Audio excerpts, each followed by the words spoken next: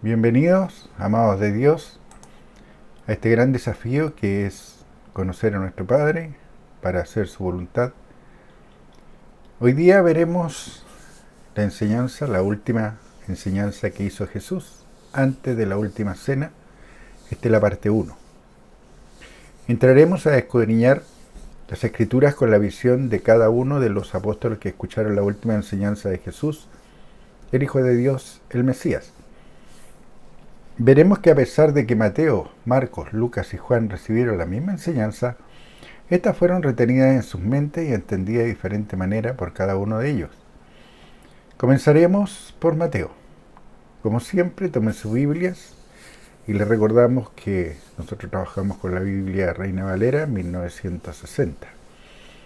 Así que tomen sus Biblias y vayamos a Mateo 26:6. Estando Jesús en Betania, en casa de Simón el leproso, Mateo 26:7, vino a él una mujer, con un vaso de alabastro de perfume de gran precio, y lo derramó sobre la cabeza de él, estando sentado a la mesa. Mateo 26:8. Al ver esto, los discípulos se enojaron, diciendo: ¿para qué este desperdicio? Ahora pregúntense, ¿quiénes se enojaron? ¿Cuál era la motivación de los discípulos? ¿Cuál era la preocupación de los discípulos? Los discípulos se enojaron. La motivación, el amor al dinero. Para la visión de Mateo, lo importante para todos los discípulos era el desperdicio de perfume y su costo. No era relevante cómo su maestro había sido bendecido. Mateo 26:9. Porque esto podía haberse vendido a gran precio y haberse dado a los pobres. En algún relato de los evangelios, mientras cumplía su ministerio, Jesucristo se muestra regalando dinero. ¿Qué hacen las religiones hoy? Dicen que es piadoso ayudar con dinero al pobre, aunque esta acción lo mantenga en su miseria. Pero por el contrario, algunas religiones y religiosos se niegan a dar las primicias del fruto de su trabajo, es decir, dar su diezmo. Lo que no quiere decir que se deba entregar a los rapaces, a obreros fraudulentos que usan la piedad como fuente de ganancia, sino apartarlo para el movimiento de la palabra de Dios, para que esta palabra revelada llegue hasta lo último de la tierra.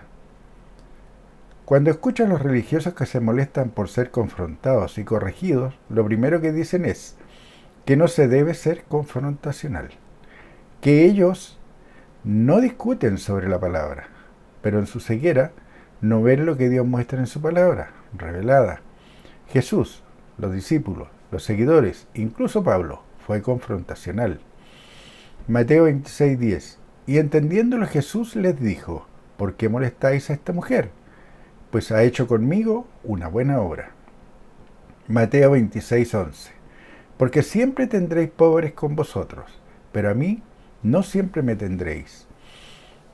Mateo 26:12. Porque al derramar este perfume sobre mi cuerpo, lo ha hecho a fin de prepararme para la sepultura.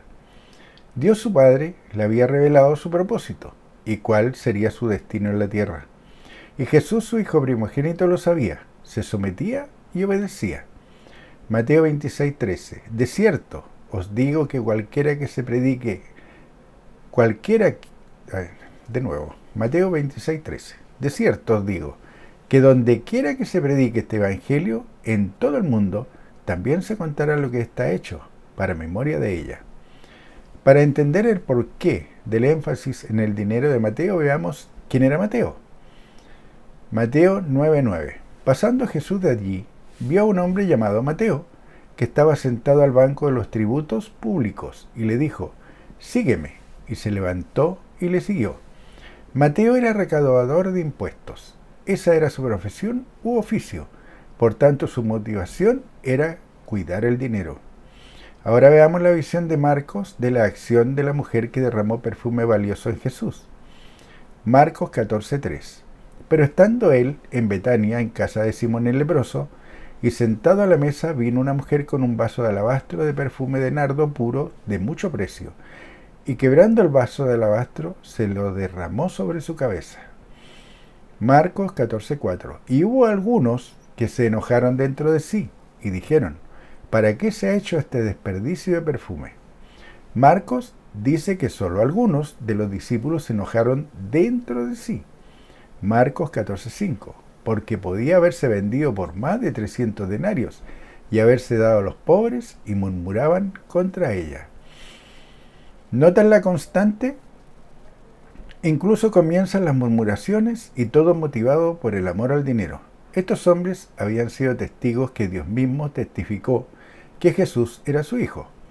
Habían visto las señales y maravillas que hacía reflejando la voluntad del Padre y sus cualidades por medio del poder que había recibido cuando fue bautizado por Juan Bautista, y había descendido el Espíritu de Dios sobre Jesús en forma de paloma.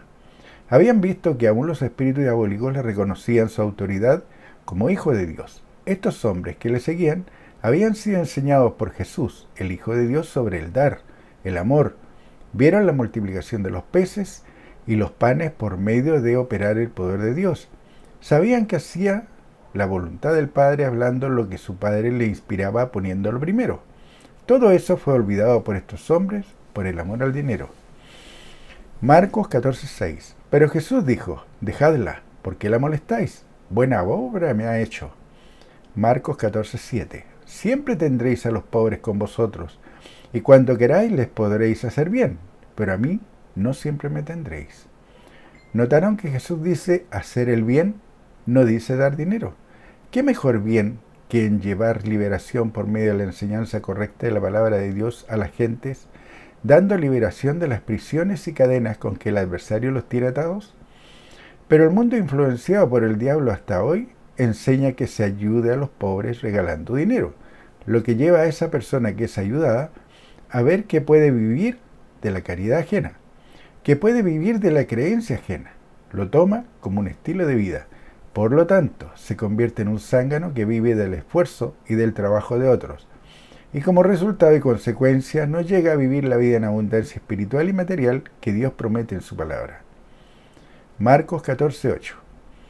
Esta ha hecho lo que podía, porque se ha anticipado a ungir mi cuerpo para la sepultura. Marcos 14:9. De cierto, os digo que donde quiera que se predique este evangelio, en todo el mundo también se contará lo que está hecho, para memoria de ella. Veremos ahora cuál era la visión y el interés de Lucas. Este hombre se preocupó de mostrar cada una de las enseñanzas de Jesús. Fue fácil encontrar un comienzo para la última enseñanza de Jesús en su evangelio. Buen mensaje, eso es lo que significa evangelio. Buen mensaje. Pero con Lucas fue diferente. Él consignó las enseñanzas que hizo el Hijo de Dios como una, sin margen de tiempo, pero con diferentes tópicos. Lucas 28. Yo tampoco os diré con qué autoridad hago estas cosas. Jesús confrontó a los religiosos fariseos y saduceos, enseñando la parábola del dueño de la viña, mostrándoles a estos en qué se habían convertido y lo que le harían a él. Lucas 20:13. Entonces el señor de la viña dijo: ¿qué haré? Enviaré a mi hijo amado. Quizás cuando le vean a él, le tendrán respeto. Lucas 20:14. Mas los labradores, al verle, discutían entre sí, diciendo: este es el heredero. Venid, matémosle, para que la heredad sea nuestra. Y fue lo que los religiosos judíos hicieron. Mataron al heredero, a Jesús, el Hijo de Dios. Le torturaron y crucificaron. Hoy día, en las diferentes congregaciones, algunos líderes vuelven a matar al heredero, al considerar a la grey como gente de su propiedad, teniendo a sus seguidores como su sembradío particular, del cual obtienen su sustento, y lo que es peor, enseñan una doctrina pervertida y contaminada, con acciones carnales que Dios no pide, y que su Hijo Jesús no hizo ni enseñó. Lucas 20:21.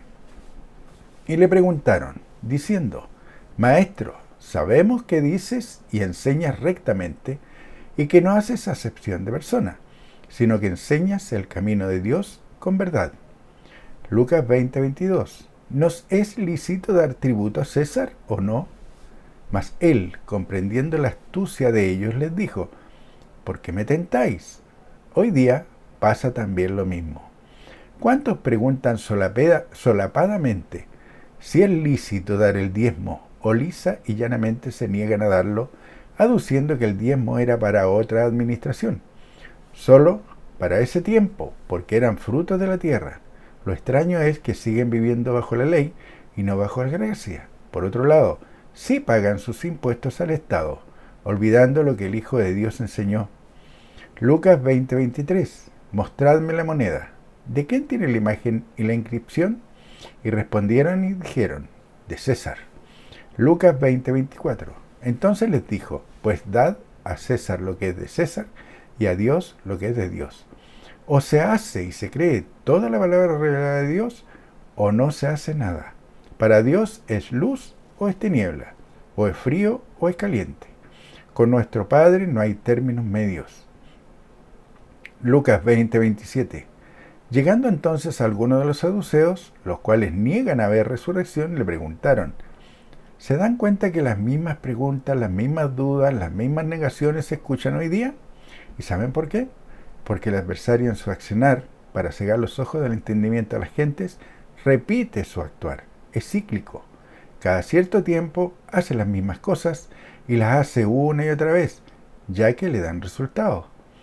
Lucas 20:34. Entonces respondiendo Jesús les dijo, los hijos de este siglo se casan y se dan en casamiento. Lucas 20:35. Mas los que fueren tenidos por dignos de alcanzar aquel siglo y la resurrección de entre los muertos, ni se casan ni se dan en casamiento. ¿Cuántos hoy día enseñan que en la resurrección verán a sus seres queridos, a sus esposas o esposos, que se han ido a dormir antes, le hace muertos para el mundo? Otra religión cree que se van al cielo inmediatamente luego de dar su último aliento de vida. Pero lo que Jesús les está enseñando es que en su venida por los santos en la primera resurrección, las emociones no existirán. Es por ello que serán como los ángeles de Dios. Por tanto, no se casarán ni se darán en matrimonio. Lucas 20:36. Porque no pueden ya más morir, pues son iguales a los ángeles, y son hijos de Dios, al ser hijos de la resurrección. Lucas 20:38. Porque Dios no es Dios de muertos, sino de vivos, pues para Él todos viven. ¿Lo entienden? Para Dios todos están vivos, solo están durmiendo. Y así fue con Lázaro. No era su tiempo aún de irse a dormir, o el discípulo que cayó de la ventana, o la niña Tabita. Es por lo que fueron despertados, porque Dios es un Dios de vivo. Lucas 20:46. Y oyéndole todo el pueblo dijo a sus discípulos, guardaos de los escribas que gustan de andar con ropas largas y aman las salutaciones en las plazas y las primeras sillas en las sinagogas y los primeros asientos en las cenas. ¿Cuántos líderes tienen hoy este comportamiento? ¿Cuántos de estos líderes tienen discípulos con esta misma motivación? Lucas 21:1. Levantando los ojos, vio a los ricos que echaban sus ofrendas en el arca de las ofrendas. Lucas 21:2. Vio también una viuda muy pobre que echaba allí 2 blancas. Lucas 21:3. Y dijo, en verdad os digo, que esta viuda pobre echó más que todos. Lucas 21:4. Porque todos aquellos echaron para las ofrendas de Dios de lo que les sobra, mas esta de su pobreza echó todo el sustento que tenía. Jesucristo, ¿qué vio espiritualmente en esta mujer? ¿Agradecimiento porque entendía que era la voluntad de Dios? ¿Sabía que había una promesa que Dios la cumpliría? Malaquías 3:10. Traed todos los diezmos al alfolí, y hay alimento en mi casa, y probadme ahora en esto, dice Jehová de los ejércitos.